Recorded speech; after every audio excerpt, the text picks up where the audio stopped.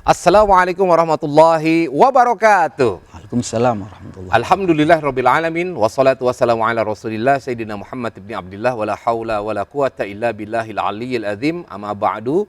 Puji syukur yang selalu kita sampaikan kehadirat Allah Subhanahu wa taala. Salat dan salam juga kita sampaikan kepada baginda tercinta Nabi besar Muhammad sallallahu alaihi wasallam.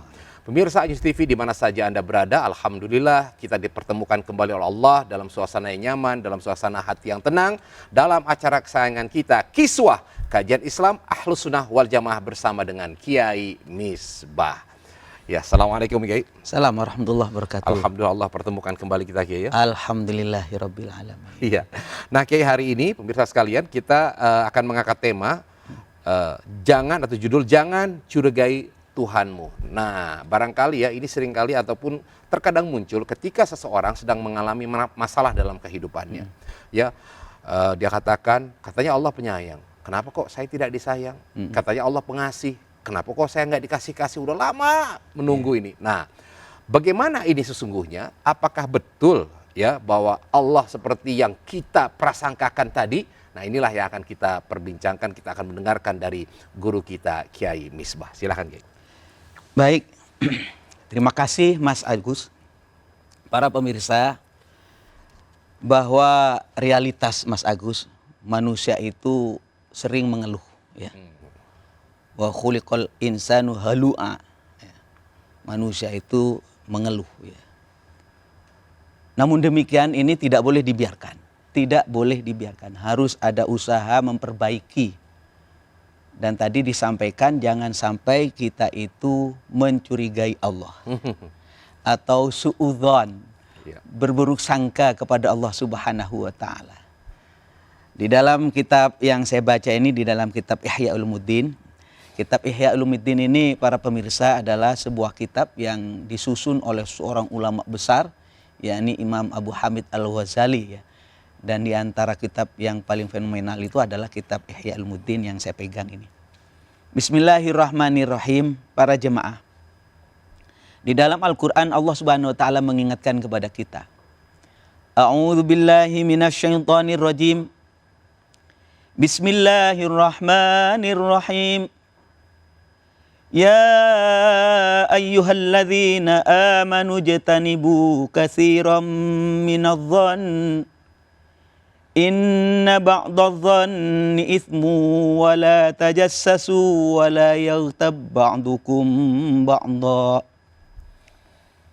Ayuhibbu ahadukum ay ya'kula lahma akhihi maytan fakarihtumu.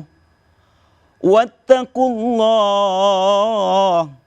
Innallaha tawwabur rahim. Ya ayyuhalladzina amanu, hai orang-orang yang beriman, ijtanibu, jauhilah olehmu katsiran minadh-dhann, berburuk sangka yang banyak, overdosis gitu.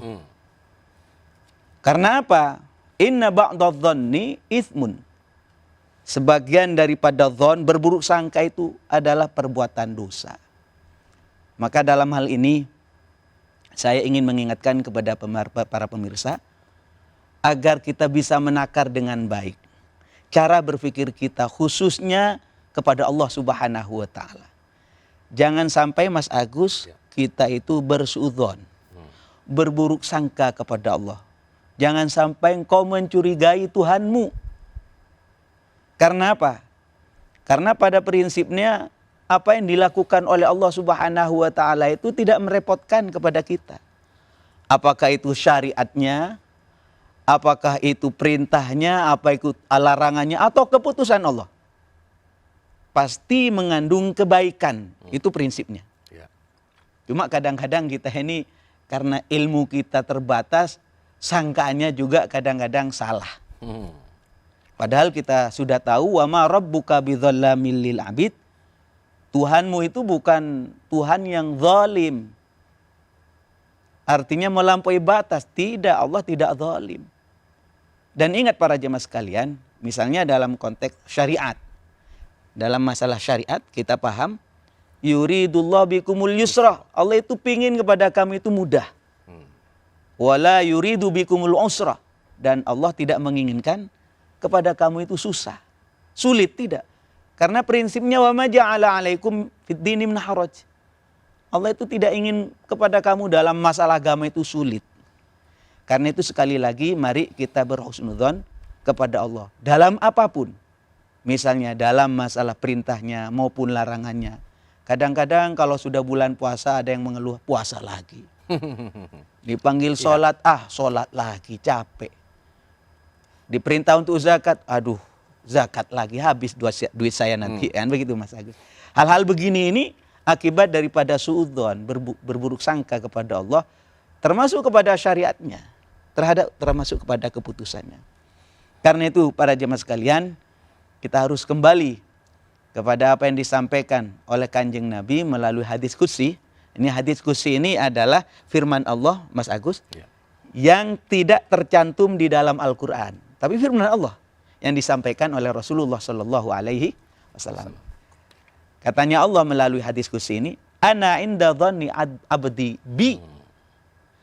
Ana inda dhanni abdi bi. Saya ini apa katanya? Makhlukku, hambaku. Misalnya Mas Agus, husnudzon kepada Allah, berbaik sangka kepada Allah. Allah akan sayang kepada saya. Allah akan memudahkan urusan saya. Jadi mudah nanti. Tapi kalau kita menyempitkan, aduh Allah ini enggak sayang. Hidup saya makin sulit.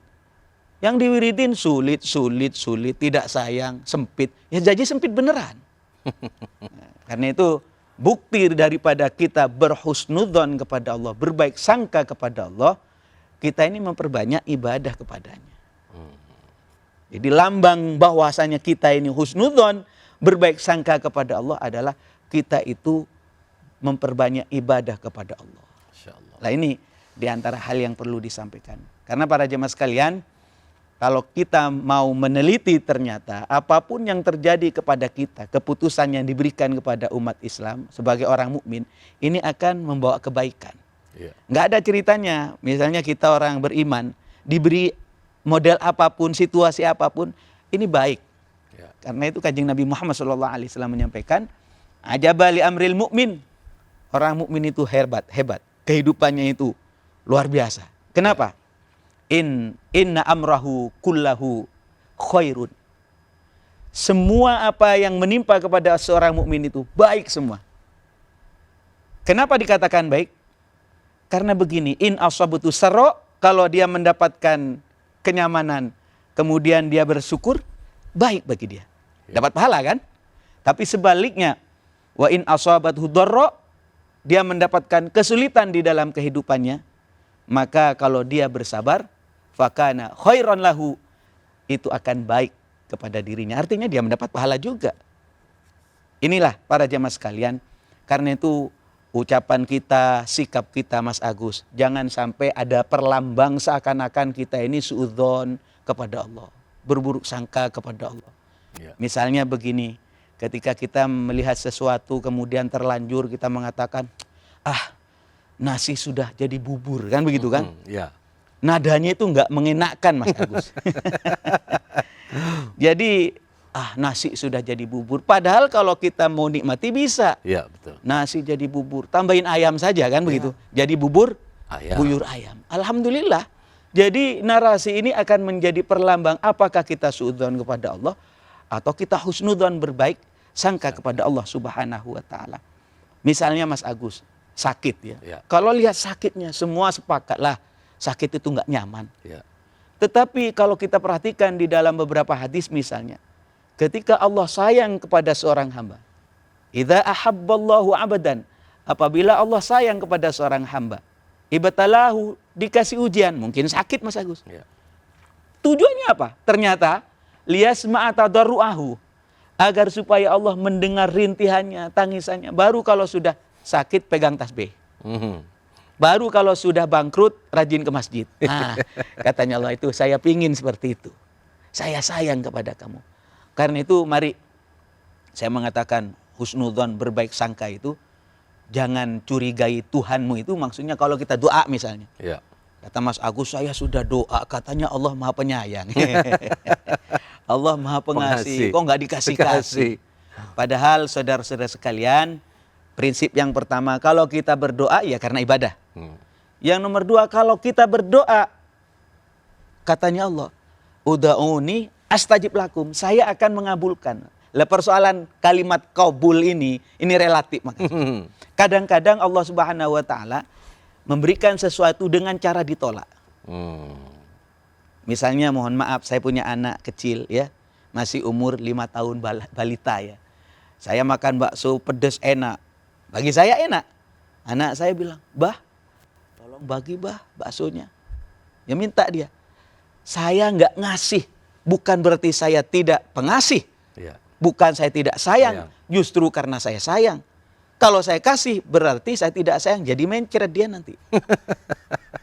Karena itu Ya. di dalam sebuah kitab itu disebutkan bahwasanya al-man'u ainul ato. Jadi ditolak oleh Allah Subhanahu wa taala itu adalah sejatinya pemberian Allah Subhanahu wa taala. Ini Mas. Masya Allah. Ya, terkadang kan mungkin kita hanya bisa melihat apa yang tampak di permukaan. Iya. Apalagi misalkan kita melakukan sesuatu tuh seolah-olah Allah tadinya nggak pengen begitu. Saya ini harusnya tuh jadi di perusahaan ini megang jadi pimpinan. Gara-gara ada orang yang pintar ngambil hati jadi dia gitu. Padahal Allah pengennya nggak dia gitu. Nah, jadi seolah-olah kita akan menyetir apa yang ada yang apa namanya yang kita inginkan. Nah, ya mungkin ini yang nanti akan kita perdalam lagi Kiai ya. Iya, jadi begini Mas Agus. Kita ini harus mempunyai sebuah keyakinan. Ya. Allahu muttasifun bikulli kamal. Jadi Allah itu bersifatan dengan segala kesempurnaan. Ya. Ini prinsip ya. Wa munazzahun an kulli nuqsan. Allah itu disucikan dari segala kekurangan. Itu Allah.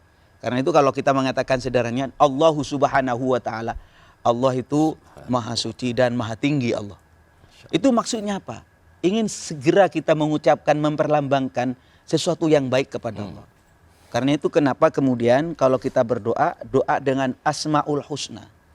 Asmaul Husna itu artinya dengan nama-nama Allah yang baik. Silakan nama Allah yang baik War-Rahmanur Rahim sampai selesai itu silakan kita adopsi Mas Agus. Sifat-sifat Allah yang mulia itu. Namun demikian yang satu yang tidak boleh. Apa itu? Takabur.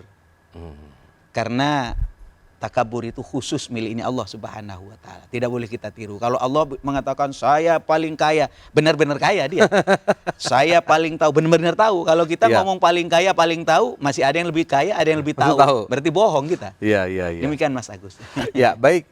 Ya pemirsa, nanti akan kita kaji kembali lebih dalam lagi tema kita. Tetap bersama kami di Kiswah Kajian Islam Ahlus Sunnah wal Jamaah bersama dengan Kiai Misbah.